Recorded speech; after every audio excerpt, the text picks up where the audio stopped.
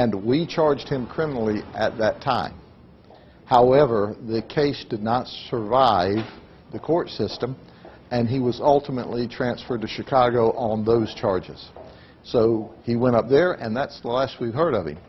But if he comes back here and violates the law, we still got his bed at the county jail. He can have it again. Have you read the article or heard the allegations? It's pretty bizarre. No, I haven't. I don't get involved in reading, that, news of, actors and rap artists and that sort of thing, people who act like somebody else. I don't have time for that.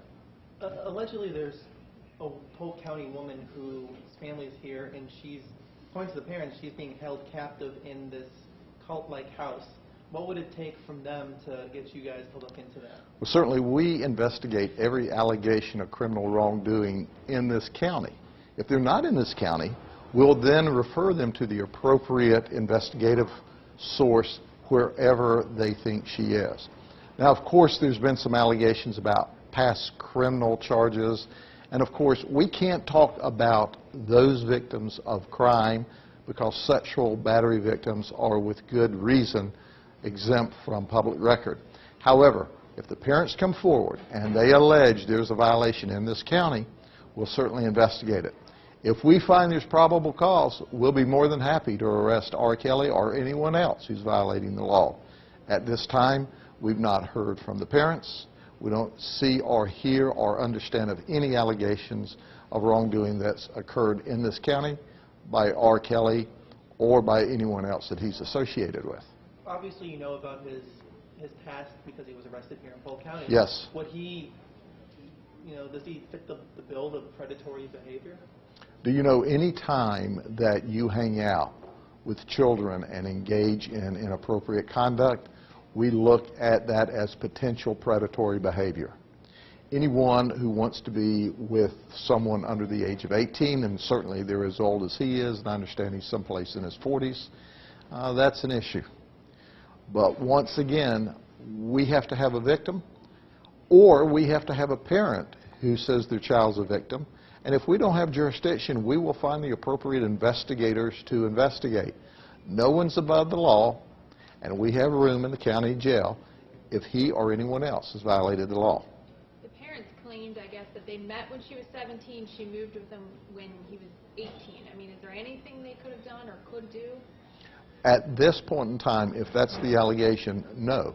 There's no law against him talking to or being friends with a 17-year-old.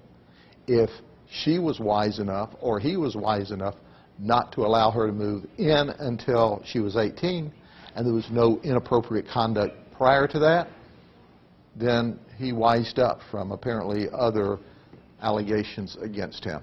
And at that point in time, if she's 18 or older and there because she wants to be, that's her business. So the fact that they haven't heard from her, I guess apparently they say they haven't heard from her in a year. Could they file a missing person report? Or? That's significant if they haven't heard from their daughter in a year and they otherwise have heard from her. My experience is there's always more to the story than meets the eye. And when you hear one set of stories, i.e. from parents, you don't have the whole thing. Maybe there's more to it than we know. Certainly we would check into it. If she's missing from this jurisdiction, we'll take the report. If she's missing from another jurisdiction and the parents are from here and meet with us, we'll make sure that the agency will take the report from whence she was last seen. But once again, she may not be getting along with her parents. She may be there voluntarily and she may not want anything to do with them. We see that over and over.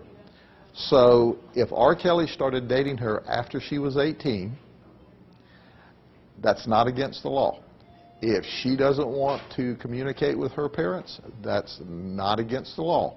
But it certainly would calm down the media for her just to say, hey, Mom, I'm okay, and don't worry about it. Or she could say, hey, Mom, hey, Dad, I'm okay, and I don't like you, don't bother me. That would help a lot. But it's her choice.